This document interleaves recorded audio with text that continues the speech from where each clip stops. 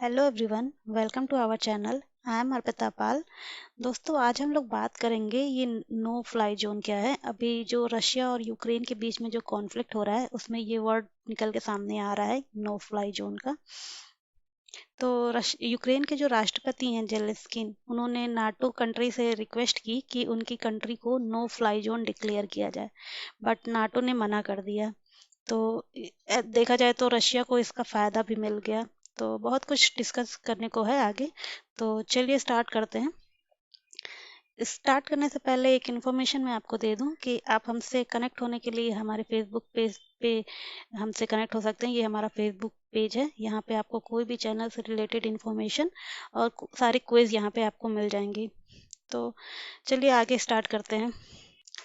अभी रशिया ने यूक्रेन के न्यूक्लियर पावर प्लांट पे अटैक किया है। इस वजह से काफ़ी सवाल खड़े होते हैं कि क्या यूक्रेन पे न्यू फ्लाई जोन डिक्लेयर करना चाहिए।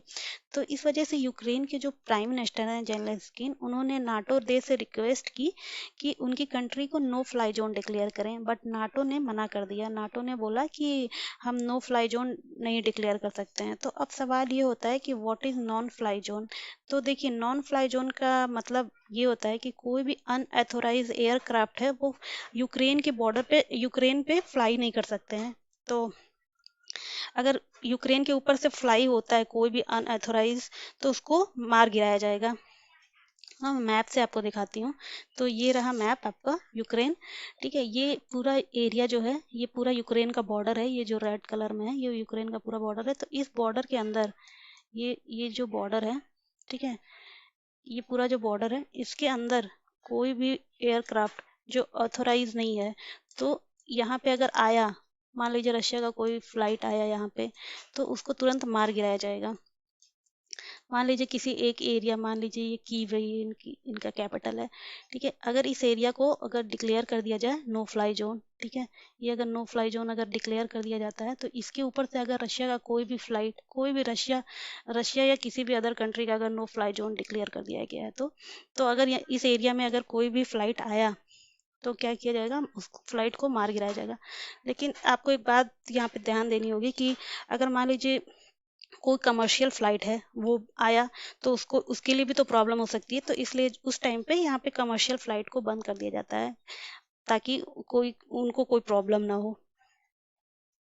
तो अब आपके माइंड में ये क्वेश्चन आ रहा होगा कि इसमें प्रॉब्लम क्या है। अगर नेटो कंट्री ने चाहा तो वो उनको बस डिक्लेयर करना है कि नो फ्लाई जोन है, तो फिर इससे वॉर भी रुक जाएगी। तो देखिए, प्रॉब्लम ये है कि अगर नेटो कंट्री ने इसमें पार्टिसिपेट किया, अगर वो उन्होंने कहा कि ये एरिया नो फ्लाई जोन है, तो जित उस मान लीजिए ये एरिया, अगर उन्होंने कहा कि इस एरिया में, मान लीजिए उन्होंने ये डिक्लेयर किया कि आप इतने एरिया में नहीं आ सकते हो, तो इस एरिया को नाटो के जितने मेंबर कंट्री हैं, 30 मेंबर कंट्री, उनकी मिलिट्री यहाँ पे आ जाएगी। और कहीं ना कहीं अगर नेटो कंट्री की मिलिट्री इसमें इन्वॉल्व हुई, तो फिर नेटो नेटो भी इसमें इन्वॉल्व होगा। तो उस पर रशिया ने फिर धमकी दे रखी है कि अगर नेटो कंट्री ने इसमें पार्टिसिपेट किया, तो फिर न्यूक्लियर अटैक स्टार्ट होगा। क्योंकि रशिया के जो प्राइम मिनिस्टर हैं, उन्होंने अपने न्यूक्लियर आर्म फोर्स को एक्टिव मोड में रहने के लिए कहा है। तो इसलिए नेटो इसमें पार्टिसिपेट नहीं कर रहा है। नेटो ने साफ साफ उनके जो सेक्रेटरी हैं, नेटो के जो सेक्रेटरी हैं आपके, जेंस स्टोलबर्ग, उन्होंने साफ साफ कह दिया है कि we are not part of this conflict. ये उनका ट्वीट है। तो उन्होंने साफ साफ मना कर दिया है कि हमारे लिए जो 30 नेशन है उनकी सेफ्टी जरूरी है। बट अभी यूक्रेन, आपको ये बात ध्यान रखना होगा कि यूक्रेन अभी नाटो का मेंबर नहीं है, इसलिए नाटो इसमें खुल के सामने नहीं आना चाह रहा है। और अगर नाटो आ गया तो फिर ये वर्ल्ड वॉर 3 तो पक्का है, क्योंकि फिर रशिया को फिर कोई नहीं बचा सकता, और रशिया फिर अपना अपना वेपन स्टार्ट कर देगा। तो इसलिए नाटो इन सब चीज़ों से दूर रहना चाह रहा है। ऐसा नहीं है कि नेटो कंट्री ने बिल्कुल भी हेल्प नहीं की है, उन्होंने बहुत सारे हेल्प किए हैं। जैसे आपका G7 कंट्री है, उन्होंने कहा है कि रशिया अगर यूक्रेन को ले भी लेता है तो वो उसको रिकॉग्नाइज नहीं करेंगे। और यूनाइटेड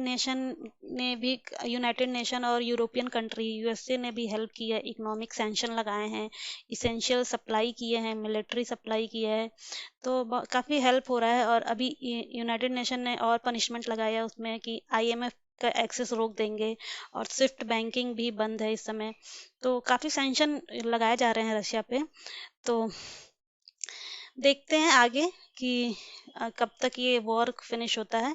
और ऐसा नहीं है कि नो फ्लाई जोन अभी डिक्लेयर किया गया है, नो फ्लाई जोन इसके पहले भी डिक्लेयर किया गया है। जब 1991 में गल्फ वॉर हो रहा था तो उस समय इराक इराक में नो फ्लाई जोन डिक्लेयर किया गया था। और 1992 में बाल्कन रीजन यूरोप में उस समय भी नो फ्लाई जोन डिक्लेयर किया गया था। और 2011 में भी लीबिया में यूनाइटेड नेशन के द्वारा नो फ्लाई जोन डिक्लेयर किया जा चुका है।